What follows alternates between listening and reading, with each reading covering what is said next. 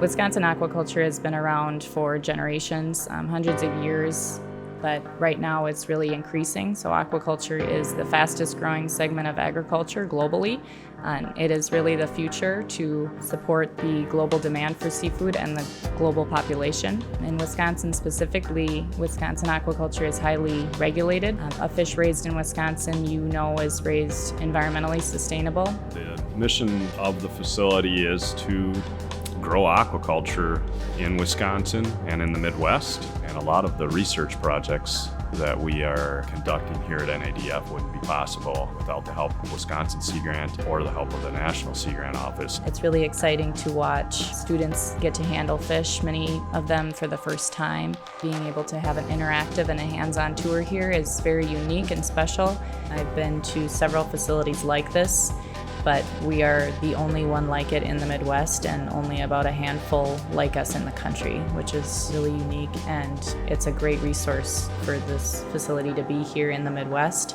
especially for Wisconsin farmers, to be able to just come here and see all the research that's happening. What's so exciting is showing people kind of what aquaculture means in Wisconsin and how we raise fish here and how it's sustainable and really the future for food production.